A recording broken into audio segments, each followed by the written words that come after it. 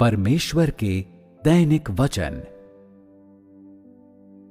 परमेश्वर और मनुष्य को बराबर नहीं कहा जा सकता। उसका सार और उसका कार्य मनुष्य के लिए सर्वाधिक अथाह और समझ से परे है।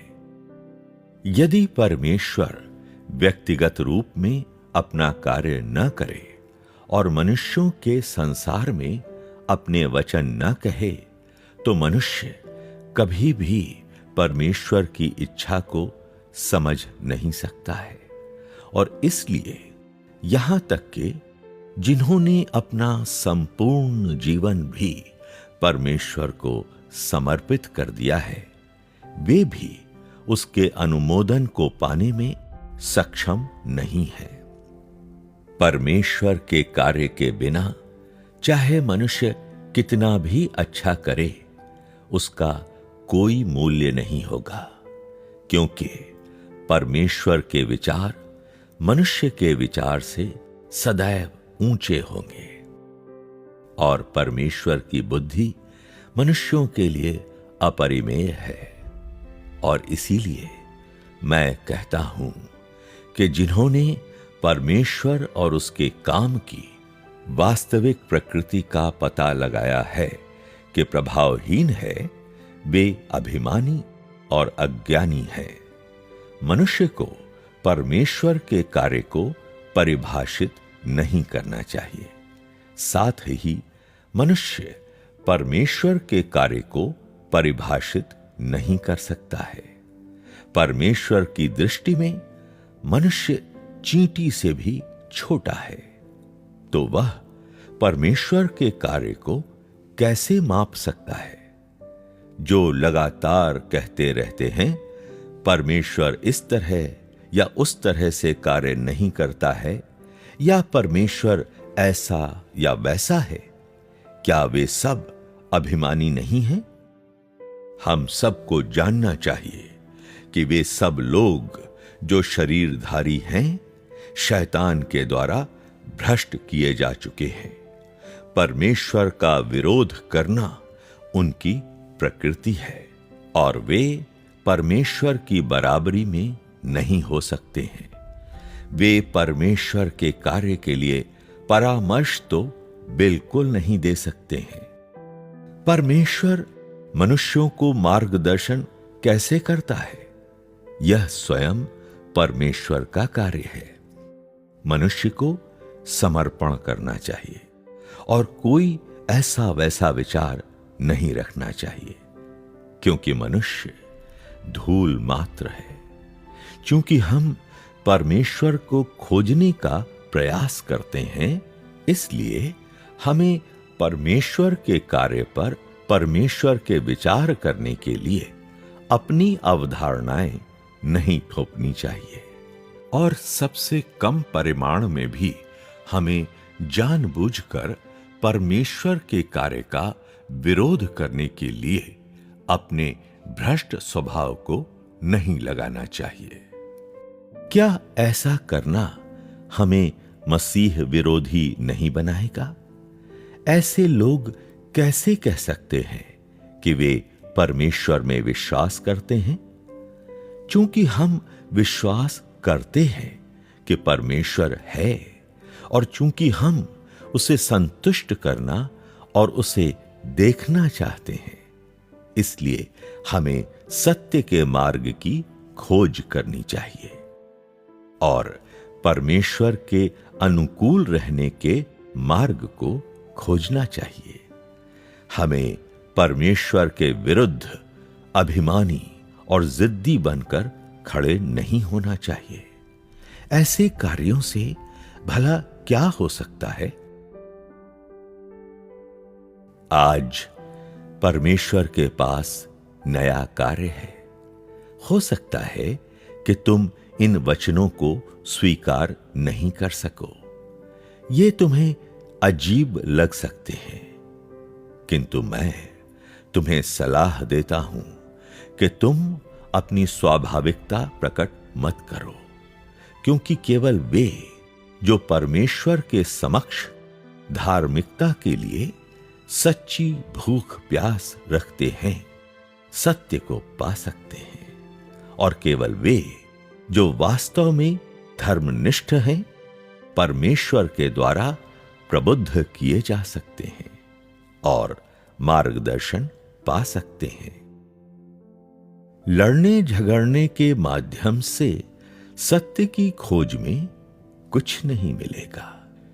केवल शांति के साथ खोज करने से ही हम परिणामों को प्राप्त कर सकते हैं। जब मैं यह कहता हूं कि आज परमेश्वर के पास नया कार्य है, तो मैं परमेश्वर के देह में लौटने की बात कर रहा हूं। शायद तुम इन वचनों पर ध्यान न दो, शायद तुम उनका तिरस्कार करो, या शायद ये तुम्हारे लिए बड़े रुचिकर हों। चाहे जो भी मामला हो, मुझे आशा है कि वे सब जो परमेश्वर के प्रकट होने के लिए वास्तव में लालायित हैं, इस तथ्य का सामना कर सकते हैं और इस पर सावधानी पूर्वक विचार कर सकते हैं। निष्कर्षों पर न पहुंचना सर्वोत्तम है। बुद्धिमान लोगों को इसी तरह से कार्य करना चाहिए। ऐसी बात का अध्ययन करना कठिन नहीं है, परंतु हम में से प्रत्येक के लिए इस सत्य को जानने की अपेक्षा की जाती है।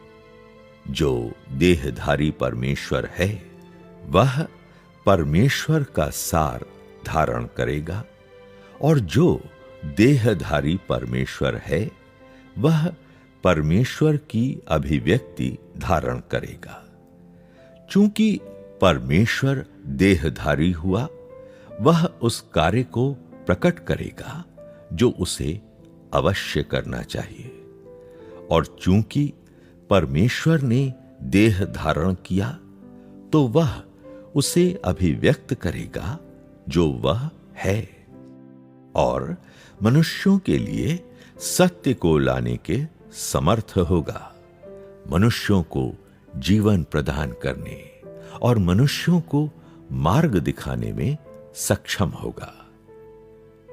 जिस शरीर में परमेश्वर का सार नहीं है, निश्चित रूप से वह देहधारी परमेश्वर नहीं है। इस बारे में कोई संदेह नहीं है। यह पता लगाने के लिए कि क्या यह देहधारी परमेश्वर है, मनुष्य को इसका निर्धारण उसके द्वारा अभिव्यक्त स्वभाव से और उसके द्वारा बोले वचनों से अवश्य करना चाहिए। कहने का अभिप्राय है कि वह परमेश्वर का देहधारी शरीर है या नहीं, और यह सही मार्ग है या नहीं, इसे परमेश्वर के सार से तय करना चाहिए।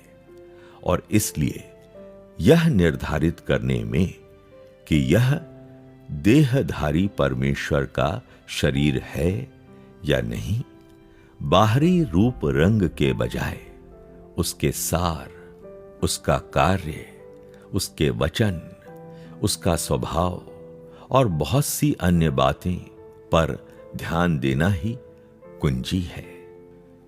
यदि मनुष्य केवल उसके बाहरी रूप रंग को ही देखता है, उसके तत्व की अनदेखी करता है, तो यह मनुष्य की अज्ञानता और उसके अनाड़ीपन को दर्शाता है।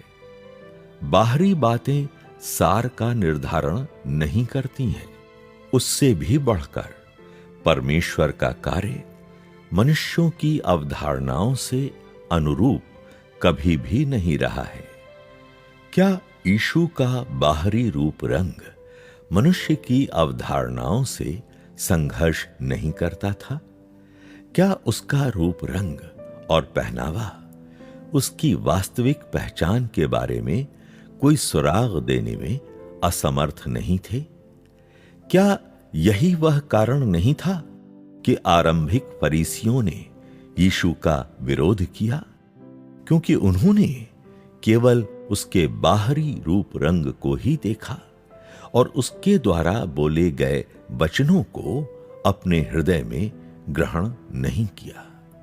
मेरी आशा है कि वे भाई और बहनें जो परमेश्वर के रूप रंग की खोज में हैं, वे इतिहास की इस त्रासदी या दुखद घटना को नहीं दोहराएंगे। तुम लोगों को आधुनिक काल का परीसी नहीं बनना चाहिए और परमेश्वर को फिर से सलीब पर नहीं चढ़ाया जाना चाहिए। तुम लोगों को सावधानी पूर्वक विचार करना चाहिए कि परमेश्वर के वापस लौटने का स्वागत कैसे करें और एक स्पष्ट मन रखना चाहिए कि कैसे ऐसा व्यक्ति बने जो सत्य के प्रति समर्पित होता है। यह यीशु के बादलों पर लौट कर आने की प्रतीक्षा करने वाले प्रत्येक व्यक्ति की जिम्मेदारी है। हमें अपनी आध्यात्मिक आंखों को पोंछना चाहिए और कल्पना की उड़ान से भरे शब्दों का शिकार नहीं बनना चाहिए। हमें परमेश्वर के व्यवहारिक कार्य के बारे में सोचना चाहिए और परमेश्वर के यथार्थ पक्ष पर दृष्टि डालनी चाहिए। तुम लोग अपने आप को दिवा स्वप्न में बहने या खोने न दें। सदैव उस दिन की प्रतीक्षा में रहें जब प्रभु यीशु तुम लोगों को, जिन्होंने कभी भी उसे जाना या उसे देखा नहीं है और जो नहीं जानते हैं कि उसकी इच्छा को कैसे करें, ले जाने के लिए अचानक हमारे बीच बादलों पर अवरोहण करेगा। व्यवहारिक मसलों पर विचार करना बेहतर है।